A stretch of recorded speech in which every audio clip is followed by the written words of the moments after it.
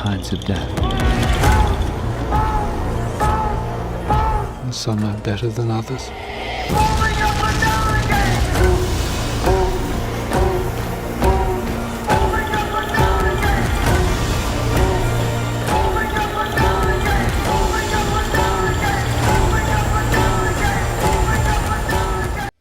The long-awaited return of Danny Boyle and Alex Garland to the 28 Days Later universe should have felt like a triumphant homecoming. 2 decades in the making with a fresh story to tell and fresh horrors to explore. But 28 years later, while filled with potential and ambition, ultimately buckles under the weight of expectation. Now, as one of my most anticipated movies of the year, I walked in hopeful and left deflated. I've learned over the years to never let anticipation cloud judgment, but the trailers promised something terrifying, raw and urgent. And unfortunately what we got was an ambitious but confused film that couldn't decide what it wanted to be. Let's talk about the marketing. The trailers were phenomenal, tight, suffocating, and full of the iconic rage virus panic. They hinted at terror creeping into every single frame. And I genuinely believed Boyle and Garland were about to gift us with another genre classic. Sadly, these promises don't materialise. There isn't a single moment in the film that truly instills fear. And while atmosphere and tension are attempted, they rarely land.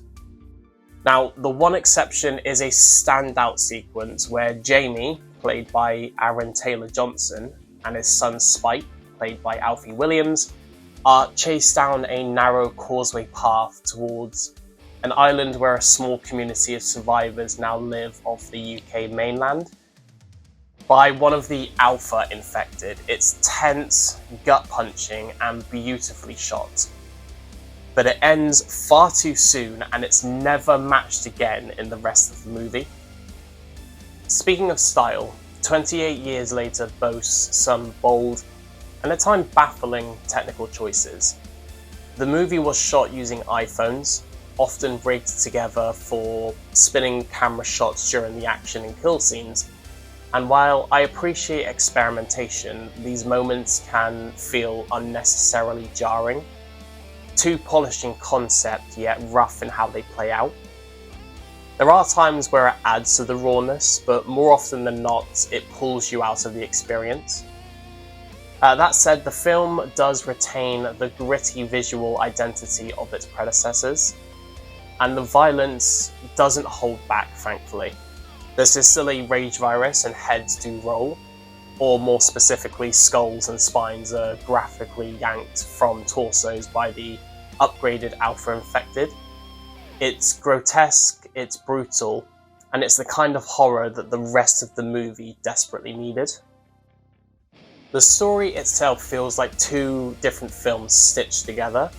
The first half focuses on Jamie taking his son out into the mainland for his first kill, treating survival like a family rite of passage. The second half then pivots sharply, centering on Spike's journey with his ailing mother, played by Jodie Comer, as they search for a reclusive doctor, played by Ralph Fiennes, not knowing what's wrong with her but hoping he can help. Both concepts have potential. Either one of them could have worked on their own, but merging them dilutes the power of both. The shift is so stark, the film loses all sense of rhythm. It tries to blend emotion, action, and horror, but the result is story whiplash. Despite the uneven tone, the performances are excellent. Aaron Taylor-Johnson is unsettling and intense as Jamie, a man who seems to thrive in the wilderness and almost relishes the hunt. Alfie Williams delivers a breakout performance, capturing the trauma and curiosity of a child raised in an apocalypse. And Jodie Comer brings raw honesty. She plays a mother whose illness causes her to forget who she is and who she's with, grounding her performance in confusion and fading identity.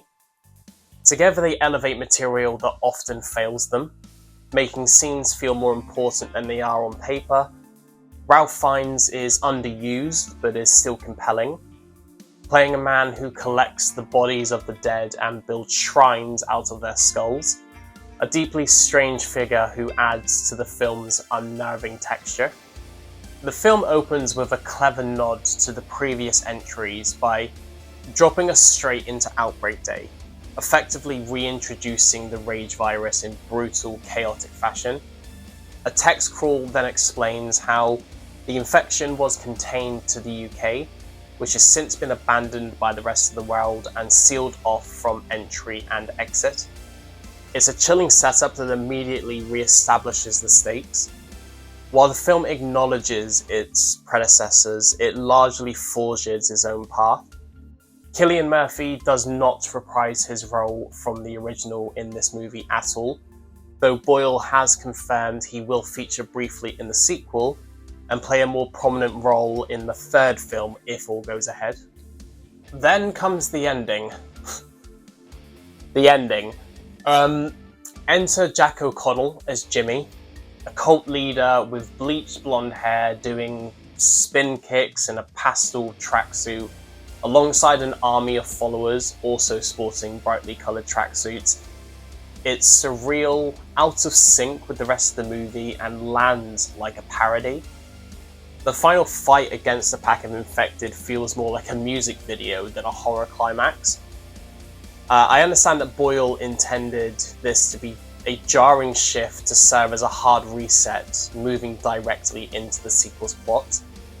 But the delivery is confusing, and while I'm sure the next film will elaborate, I can't help but feel the execution missed the mark. Ultimately, 28 Years Later is a film bursting with potential, but unsure how to channel it. It's daring but incoherent. It's ambitious, but it's confused.